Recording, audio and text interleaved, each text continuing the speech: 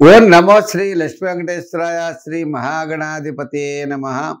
దేవం వందే జలధి శరదిం దేవతా సార్వభౌమం వ్యాసపృష్ఠ భువన విదిత యస్య వాహాదివాః భూషాపేటి భువనమతలం పుష్కరం పుష్పవాటి సటీపాల శతమకముఖ చందనద్రుమ మనోభూ. ప్రేక్షకుల నమస్కారాలు తెలియజేస్తూ మనం ఈ వారం రాశి ఫలాలు తెలుసుకుందాం. 3/8/2025 నుంచి 9/8/2025 వరకు ఉన్న గ్రహాల యొక్క పరిస్థితులను అనుసరించి మనం రాశి ఫలాలు తెలుసుకుందాం. మరి గ్రహాల యొక్క పొజిషన్ ఎలా ఉన్నది అన్నట్లయితే మిథున రాశిలో గురు శుక్రులు ఉన్నారు. అదేవిధంగా రవి బుధుల కర్కాటక రాశిలో ఉన్నారు.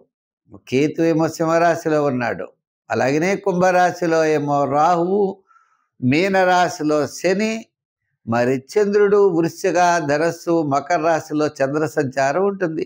ఈ గ్రహాల యొక్క పరిస్థితిని బట్టి ఆయా రాశుల వారికి ఎలా ఉన్నది అనే విషయాన్ని తెలుసుకుందాం.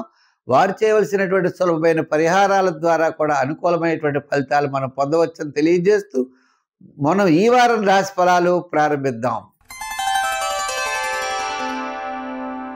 మీనరాశి. ఈ మీన రాశి వారికి మనం చూసినట్లయితే ఈ వారం డెవలప్మెంట్స్, క్రయ విక్రయాదులు బాగా యోగించే అవకాశాలు ఉన్నాయి. షష్ఠ స్థానంలో కుజుడు, కేతువు. చాలా విషయాలు క్లారిటీ వస్తుంది. కుటుంబార్థిక సంతానపరమైన వ్యవహారాల్లో చిన్న చిన్న సమస్యలున్నా తప్పనిసరిగా మీరు సమస్యలు పరిష్కారం చేసుకుంటారు. వార ప్రారంభంలో నిదానంగా ఉంటారు. వారపు మధ్యలో కార్యజయం, ధనలాభం. వారాంతం ముఖ్యమైన వ్యవహారాలు యోగిస్తాయి. గ్రహాలన్నీ సామాన్యంగా ఉన్న చంద్రుడి యొక్క బలం ద్వారా మీరు వారపు మధ్య నుండి అంటే బుధవారం నుండి శనివారం వరకు చాలా బాగుంటుంది. గత నెల రోజుల కంటే ఈ వారం చాలా అనుకూలంగా ఉంది. ముఖ్యమైన వ్యవహారాలు యోగిస్తాయి. సౌపన్య కార్యక్రమాల్లో పాల్గొంటారు. బంధుమిత్రుల యొక్క సహాయ సహకారాలు ఉంటాయి. శుభరూపమైనటువంటి ప్రయత్నాల్లో ముందుకు పెడతారు. దూరం నుండి శుభవార్తలు అందుతాయి. ఈ విధంగా మీకు డెవలప్మెంట్స్ కాస్త అనుకూలమైనటువంటి వాతావరణం కనపడుతోంది. పిల్లలకు కూడా మంచి అభివృద్ధి.